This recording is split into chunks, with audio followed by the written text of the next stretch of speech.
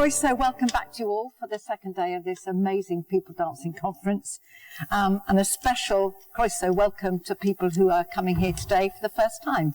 And I hope you love this place as much as I do and don't get too lost. And Bore da, good morning. I hope you all had a good night after an amazing day yesterday. And diolch yn fawr for being here today and being a part of this exciting programme. Yesterday, I found was absolutely amazing.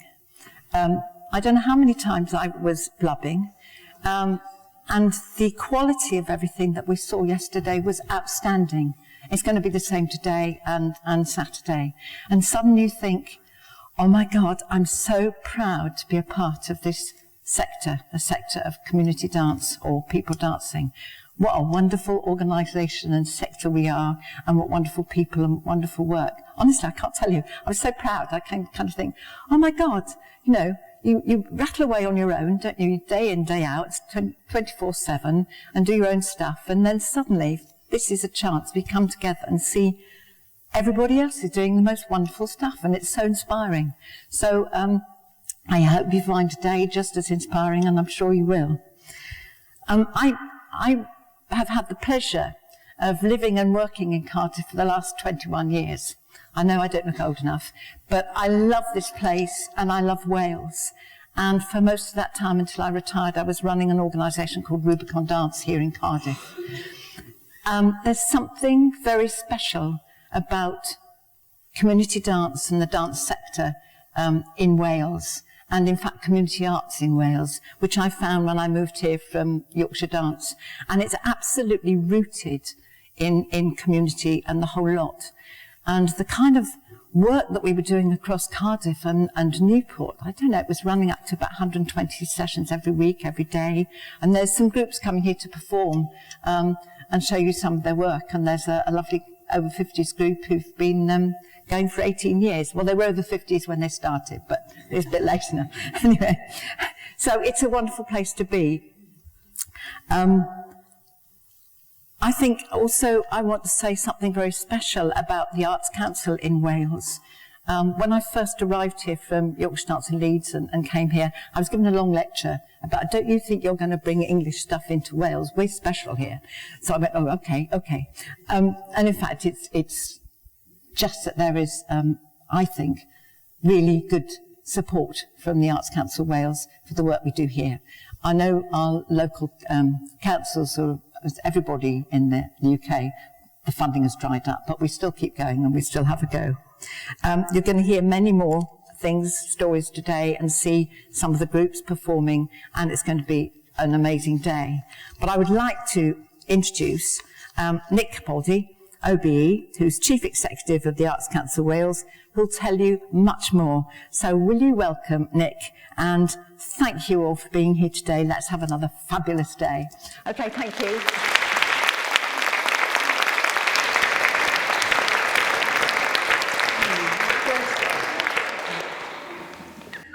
Bore da, croeso I chi, croeso yn Gaerdydd. Dwi'n hapus iawn I gweld llawer o pobl yma heddiw.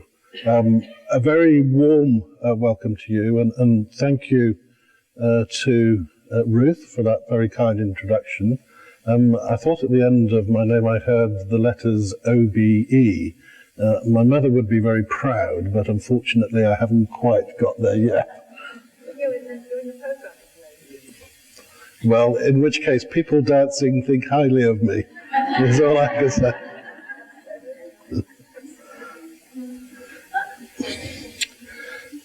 A few weeks ago, I came across a large volume on our office bookshelves, an Arts Council publication. It was called A Review of the Arts, 1955 to 1975. This is a substantial piece of scholarship with insightful and learned articles on music, opera, visual arts, theatre, literature. In fact, pretty much everything other than dance. It can't be that the people in Wales weren't dancing, either before, after, or during the 20 years between 1955 and 1975.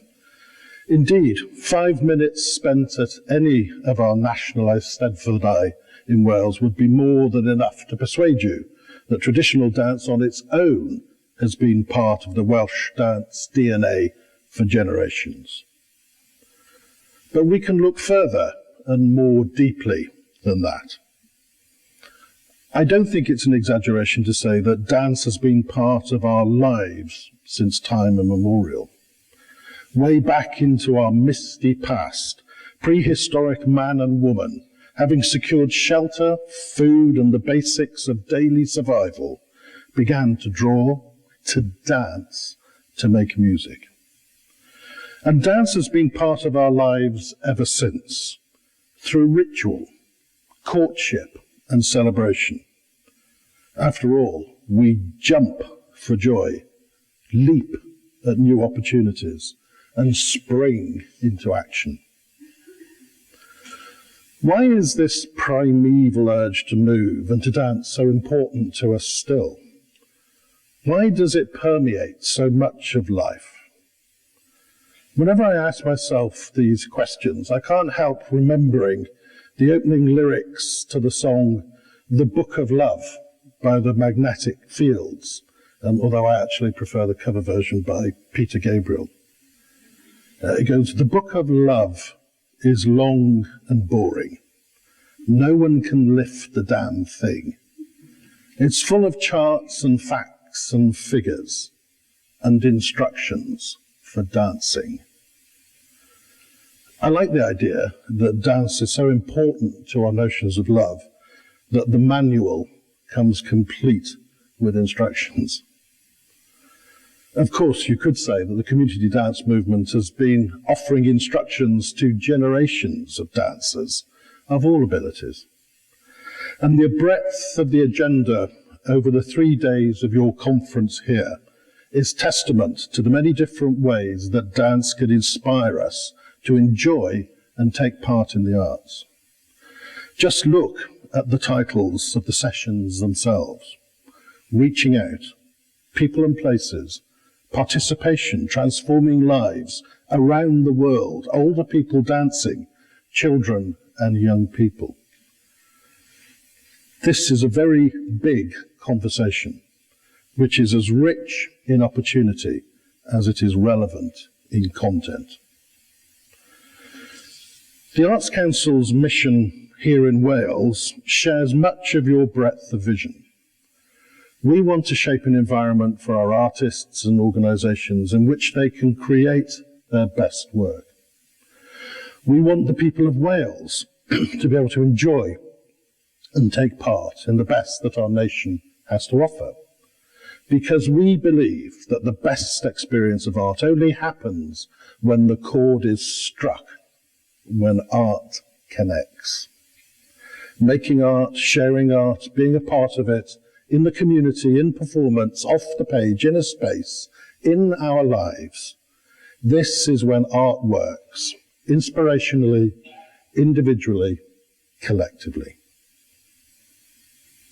These are the qualities that communitarian activity embraces.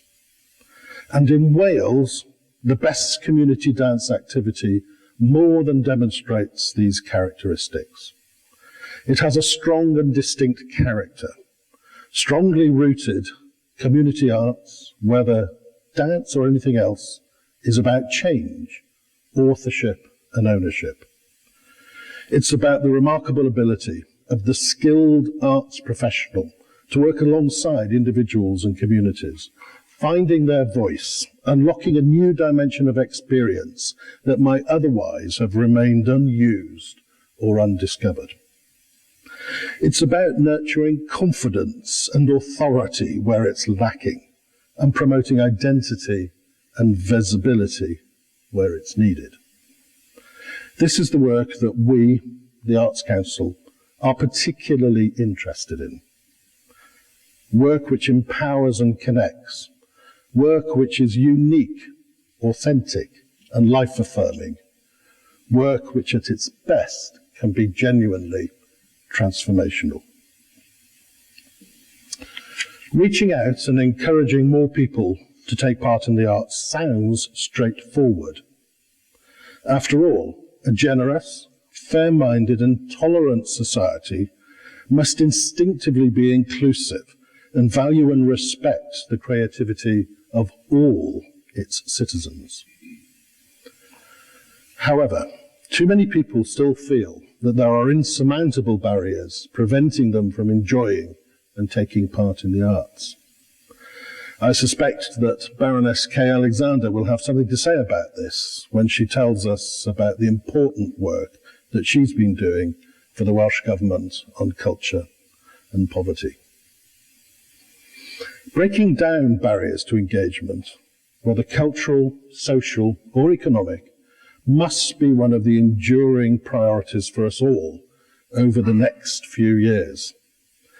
We must be a society that aspires to embrace equality and celebrates difference, whether it's found in race, gender, sexuality, age, language, disability, or poverty.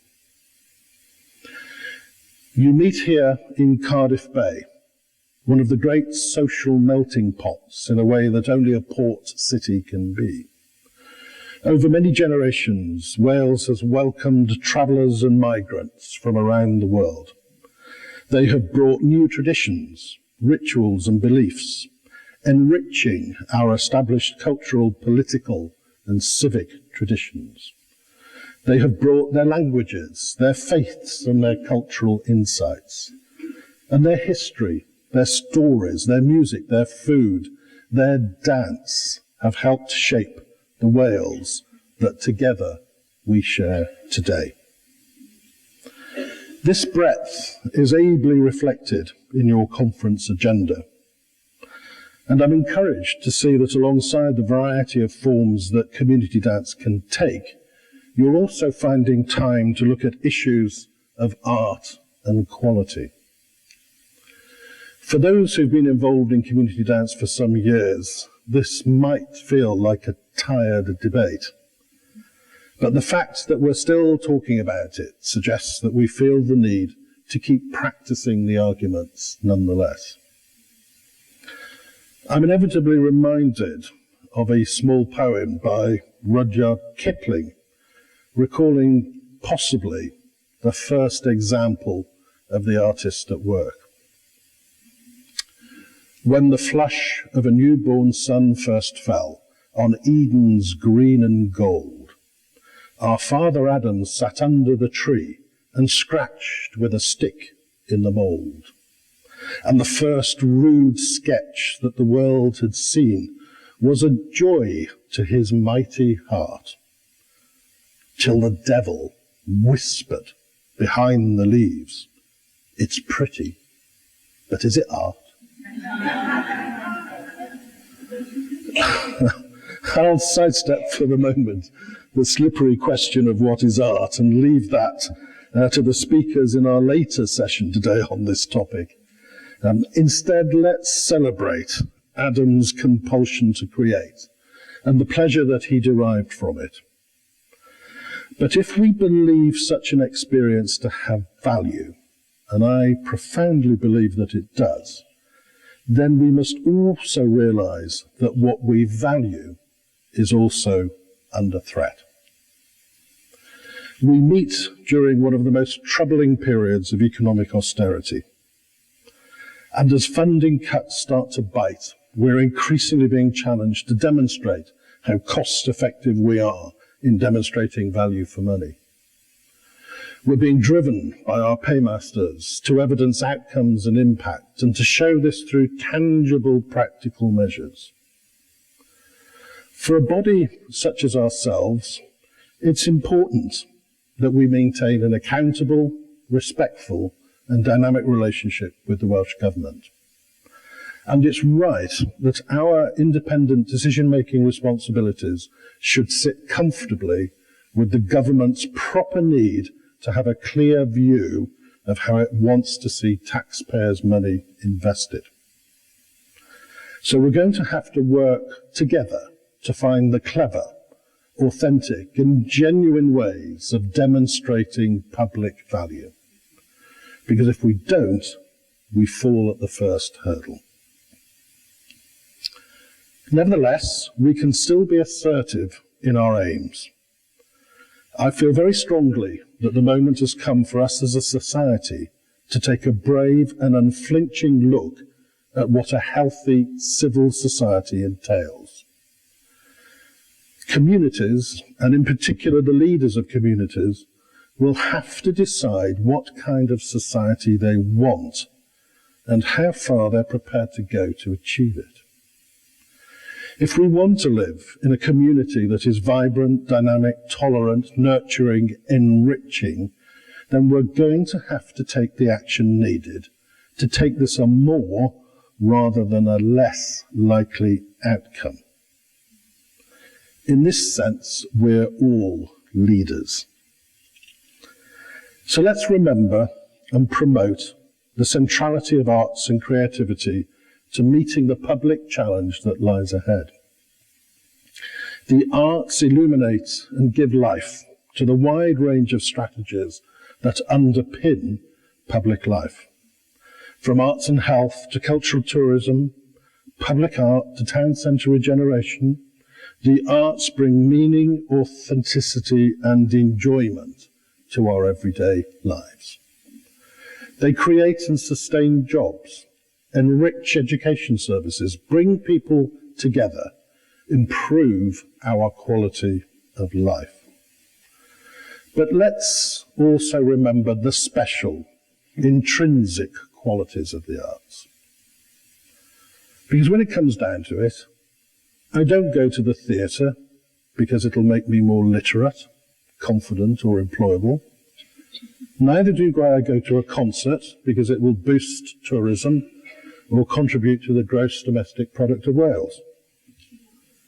I go in the hope and expectation that whether audience or participant, for a few hours at least, I'll be transported to a different dimension of experience, one in which the enjoyable, the inspiring, perhaps even the extraordinary, will make me feel better and think differently. We all want our nations to be fair, prosperous and confident, improving the quality of life of their people in all of their countries' communities.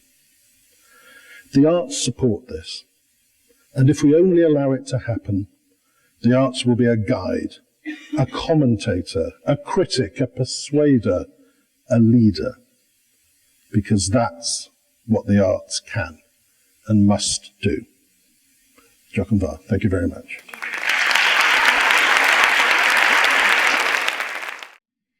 Thank you very much, Nick, for such a inspiring and honest and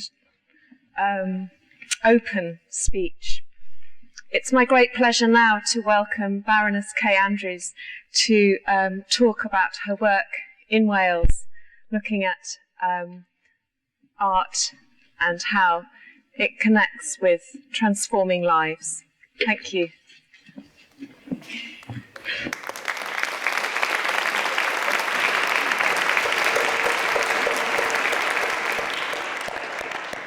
I'm going to try to come nearer you, actually, because I want to be in the middle of you, see what you're thinking, rather than stuck behind the lectern. Croeso I gyd, croeso I Gymru, and it's lovely to see everybody here this morning and to follow that extraordinary, eloquent introduction from Nick about the power of arts and culture, the power of dance, and especially to be on a platform with Ruth Till, who has been such an extraordinary exponent and advocate for dance in Wales, and who has done amazing things. She is too modest to tell you, actually, what she's done, but she's having a...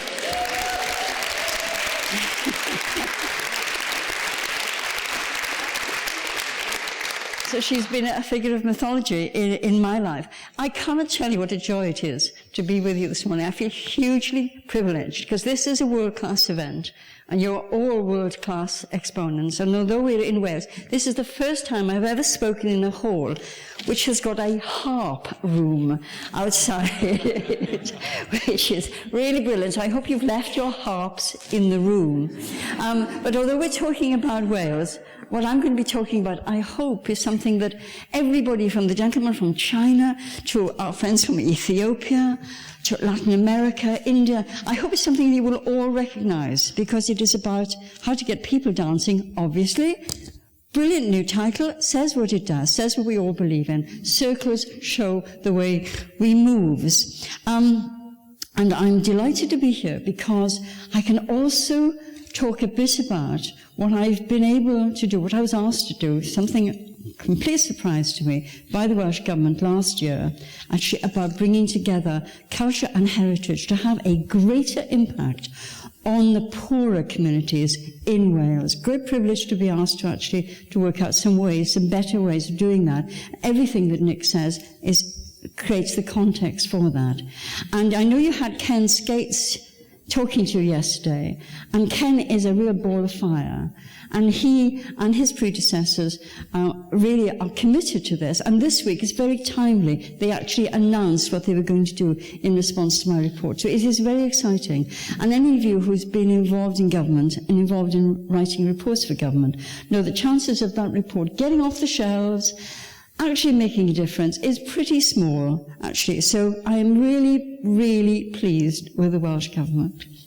But before I tell you a bit about that, I just want to give you a couple of snapshots of what dance has, well, what it's meant to me, briefly. I grew up not far from here, in one of the poorer communities in Wales, a place called Tredigga.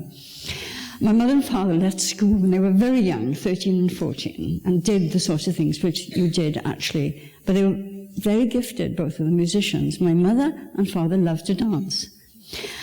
And of course, when they had children, put a stop to that. But I used to catch my mother, even in her 80s, when she didn't think she was being watched, dancing around the kitchen with her arms raised, waltzing away with an imaginary partner, singing her heart out. And that was a vision of possibilities. And now my friends in their 60s and 70s, they're all doing jazz dance and ballet dance and circle dancing. And the waiting lists are still very long. But for my mother, she couldn't even get on a waiting list. There weren't such things. And for some people, they never get on a waiting list. And they need an invitation to the dance. And what you're doing is extending that invitation. And what I've been trying to do in different ways across my rather rackety career is to actually find ways of extending invitation for people to do the things that they can do, but they never thought they could. And a second example goes back some years. I ran a voluntary organisation in the 1990s, which still exists more or less, except it's been a bit vulnerable. And it was set up in 1992 because there was a great concern about what children were not able to do after school. We'd had a teachers' dispute that lasted about a decade, and a lot of the after-school activities fell away. There weren't many opportunities, so I started this organisation to try to extend opportunities for kids who had nowhere to go after school, kids who were not succeeding in school, kids who were getting into trouble after school. And it was about finding things for them to do and finding ways in which schools could expand the offer they made and communities. And it just so happened, and I don't know how many of you will remember, Jamie Bulger. And Jamie Bulger was murdered. A great shock went through society because people started to ask, what are we giving our young people? What are our young people growing up to be like? What else can we do? And suddenly this tiny, invisible charity seemed to have the answer. Create new opportunities for them to sing, to dance, to do science, to learn circus skills, to enjoy reading, and suddenly we had to be everywhere doing everything. And one of the first projects I started, apart from the one for fishing clubs for naughty boys, was in Hardcliffe, the Hardcliffe estate in Bristol, very tough estate, very big estate. There was a genius of a special needs teacher in Hardcliffe School called Wilk Eccleston. I don't know whether any of you have ever come across him. And Vic said, okay, we're going to make this school dance.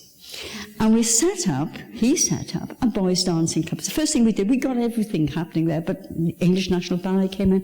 Vic's boys' dancing club was the best. There were a troupe of Billy Ellis. These were really big boys in their 14s and 15s. Didn't think they could dance. Certainly didn't really sort of see any prospects yet. But they started to dance. A couple of years later, they were dancing in the Council of Europe in Strasbourg.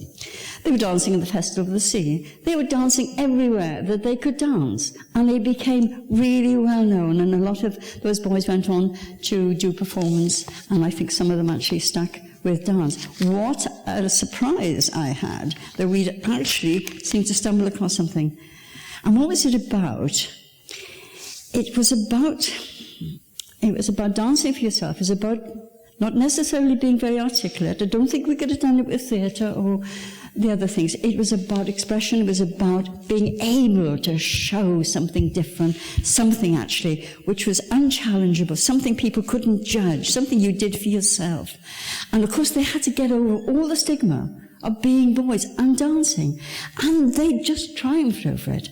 And it became an infectious and extraordinary success. And it certainly taught me about the power of dance and the set a standard of expectation which remains with me. And I'm telling you about that because I do understand, actually, when people talk about the transformative power of dance and the things that Rubicon Dance and the dance teams in Newport now are working with those communities. What a powerful tool you've got there. So how does this lock into the report that I was asked to write? Well, there are people from all over the world here, 22 countries. So some of you will be in Wales for the first time. So it's an extraordinary little country. It's small, it's really smart. We are not embarrassed by our culture. Now, if you were in England, it's a bit different in England about being being art and culture. So Wales is really, really proud of its poets, its singers, its dancers, its actors, its musicians. We don't have a problem with that. And that's in our DNA, and that's a really powerful place to start. And the other thing is that in a world where we all seem to be really separate these days, and we're all on our texts and on Facebook, and we're all communicating individually, technologically, we have a sense still, hanging on to this sense in Wales, of the collective, and the civic, and the public, and the notion of our institutions, as Nick made so clear, institutions being there to serve. Actually, I was so mad I couldn't get down to Cardiff quick enough last night to be at the Ceilidh because I'm a trustee of the Museum of Wales. I want to see our museums full of dancers all the time. I saw a hen party in Swansea Museum the other day in pink boas, having the time of their life, and posing all over the exhibits and the sculpture. And that's what our museums are for. They're places to play, and they're places to dance. And it was great that you were there last night, and I'm so sorry I wasn't there with you. But, Wales has had a traumatic post-industrial history. When the coal mines and the steel mills closed here, it was very sudden, and it was traumatic, and we are living with the consequences now. And that's why we've still got huge challenges of poverty in Wales, and that's exactly where I started from.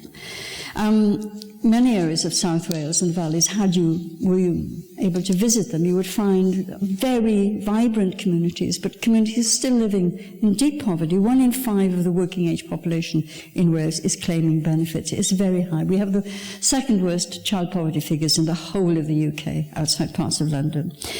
So, and you know, poverty isn't just material. It doesn't mean you can't buy things. You can't buy presents for your kids at Christmas.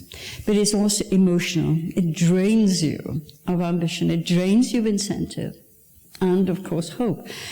And it's also cultural. It shuts you out of things. It closes down your voice. It closes down your appreciation of things and your sense of confidence that these things can be for you. And that, of course, is why we see in the participation figures for the arts, we see gaps, big gaps. among adults in particular, between those in different classes who go to museums, who go to libraries, who take part in things, who go to theatre and go to dance shows or whatever. I'm pleased to say that figures from the Arts Council suggest the gap is closing, and that's because of the work you're doing.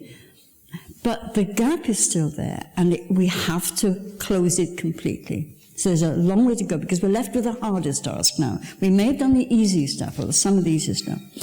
So tackling poverty has been absolutely the priority of the Welsh Government. And it's dealt with it in a slightly different way, and this is what is really exciting. It's said to all departments of government, it's your business. What are you going to do to actually tackle poverty? And it's said to the Culture Department, what are you going to do to tackle poverty? Because it's your business as well, and you can do something about it. That has not been said in any other country of the UK, and it may not have been said in that form in many other countries at all. I would really like to know, actually, the experience, in this room, there must be a wonderful range of experiences. Has any government challenged the cultural agencies, the cultural world, to play that sort of role?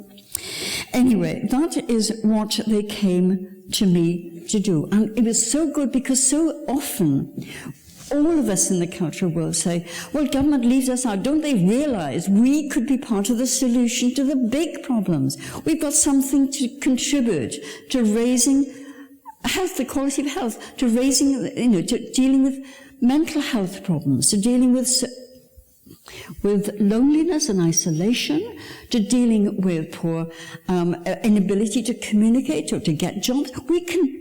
We can help solve these problems, and this was the chance. And so the Welsh Government has handed the cultural organisations, including the dance organisations, a big loud hailer to say, we're here, we can do this. And it's a really powerful tool, and the government has recognised that. And that, I hope, was the burden, I'm sure was the burden of what Ken Skates was saying yesterday. So the exam question I was set, there was no pressure, was how could the cultural agencies do more to have a greater impact? They were doing fabulous work, as I found to my great joy whenever I went in Wales. I interviewed and talked to about 130 people and organisations. But how can it be put within the reach of those people who can't reach out for themselves, that extra reach? How can the national institutions, places like CADU, which looks after our national monuments, CAML, which looks after our libraries, all the community arts organisations, all the work funded by the art, how can they work more closely together with artists and actors and readers and writers and composers and poets and dancers and get something more happening? So the report is based on a single, incontrovertible principle that the benefits of and access to and participation in all forms of culture, including dance, should be available to all, and that particular efforts are needed to reach those who can't reach out for themselves. And that is the definition of social justice, is bringing that within the scope and the reach of people who have to have that extra invitation made to them. And so, people said to me, one person very eloquently put it, well, the arts can open windows for young people to think differently, but someone has got to be there to hold their hand when they jump out. And that's what the government made it clear this week, because to my great joy, it's very timely, this ability to talk to you this morning. On Tuesday this week, in the Senate, in a debate, the government, Ken Skates, and I think he said this yesterday, absolutely accepted all the recommendations of my report, and they are going to implement them. So we really have engine power behind these ideas, that this is our responsibility. And the Arts Council, led by Nick and Di Smith, is fully behind this, because it complements the work that Professor Di Smith, the chairman, has been doing himself, which is to put arts into education, creativity into education. And it doesn't happen on its own. You have to make that effort to actually make sure that it's there for every child. Because we know that participation in the arts, as Nick said, is about motivation and confidence in learning. It brings new skills. You know all this. I'm telling you things you know, so I'm going to stop doing that. And I'll tell you a story that Di Smith always tells, which I think is really funny and makes the point entirely. Little girl goes up to head teacher in school. You've heard this story. Goes up to head teacher and says, what happened to that African drummer we were going to have? And the teacher says, oh my God, we couldn't afford it in the end and it was difficult. What happened to that storyteller that was supposed to come? You said that this storyteller would come every Friday and we would be able to listen to stories and we would be able to act. And, well, I'm really sorry. We ran out of money and we had to buy some netball posts, and I'm really sorry. We'll try better next time. Well, what happened to that dancer who was going to come? And we were going to learn circle dancing, we were going to learn Welsh folk dancing, and she never came, and you promised. Oh, I'm really sorry. Well, we had to postpone that. And halfway through the explanation, and the little girl says, don't you want me to come to school? And that's the point, isn't it? That's the point about what only school can do sometimes. So my report marshalled the evidence to show that engaging with the arts does all that. And in the course, I just did the simplest thing possible. So much happening, so many people doing good work, very few of them actually talking to each other. And very few of them talking to the communities. In the 54 most deprived communities in Wales are community-first areas in which 24% of our people live. And it's the conversation that they needed to have, and they weren't able to have for all sorts of different reasons. And so it was about putting people together to talk together. Archaeologists talking to community development workers, museums hosting seminars for people working with the very poor to come and talk to the museum curators about how they could use the museums, how they could involve the libraries more, how they could bring the arts into the museum and invite the schools in on a sustainable basis. All that sort of thing. And the recommendations were about reducing the barriers, identifying the opportunities, creating the conversation, sharing ideas, sharing training opportunities, sharing resources, finding ways to do things together in new ways, using our national monuments as places for huge artistic activity, but connecting the histories they hold with the work of the schools, for example, in sustained ways to enrich the curriculum. It was about making culture a core activity, not something which a few lucky people were able to do a lot of, and the rest, if you could actually get hold of it. It was about mainstreaming the things you do into the institutions of the community, into the policies made for community, into things like Families First or Sure Start. A lot of it is going on, but it's very sporadic, it's not joined up, and it didn't have the power of the Welsh government saying, this is important, we've got to do this, and we're going to make it happen, and that's the big change.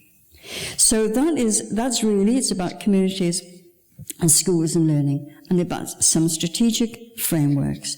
And so it's about also actually knowing what works. And this is really key, because if we're going to persuade government to invest in it, if we're going to overcome those problems that Nick talked about, we have got to persuade government that this is worth investing in. It's a priority because it's so effective and it has immediate impact. But we need to know who's participating and why, and what they're getting out of it, and how long do they draw on those resources? What changes do they make in their lives? Got a lot of research, we need to bring it together. We need to put some engine power behind it. So a lot of it is about research and development and knowledge sharing. And the University of Wales and the National Museum of Wales are going to lead a big programme of evaluation on impacts, which is great. But apart from that, the government, in its response, has pinned responsibility down. That's what you need to do. You need to be able to say, National Museum, this is your job. Camel, libraries, this is your job. Arts Council, this is your job. Arts communities, this is what only you can do. And the sorts of things, very few examples, because it may sound a bit vague. They've committed themselves to finding ways of tackling the transport barriers that stop people getting around and about to places. Because it's very, very easy to say, there's no bus, we can't afford a minibus. Okay, let's resolve this. Let's find some ways of doing this and test out a few options, because some local authorities can. It's about enabling the arts and culture and heritage agencies to extend their work with communities. Local archaeological programs, for example, being funded through CADU, working with schools and communities. It's about, as I said, embedding cultural activities into the programs on the ground, like Families First, Communities First, and using some of their funding to fund the arts work, because that's the new thing as well.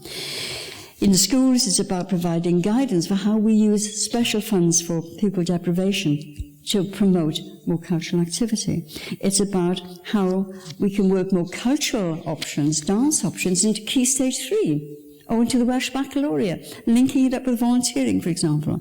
It's about helping cultural agencies to refocus their learning materials so that teachers find them more useful. They can use them without having to think, Christ, am I going to use this? We need to make it easier for teachers. And it's about promoting culture for its career opportunities. Most parents don't know that the great expansion in jobs is going to be through the cultural and technical agencies. They need to know this. Schools need to do it. They need to put their conviction behind it. And about cynefin, it's a Welsh word meaning belonging, identity, cynefin schools linking up with the history of the communities, because there are kids who don't know where coal comes from. And we need to actually make sure that everybody knows where they belong in their community and why.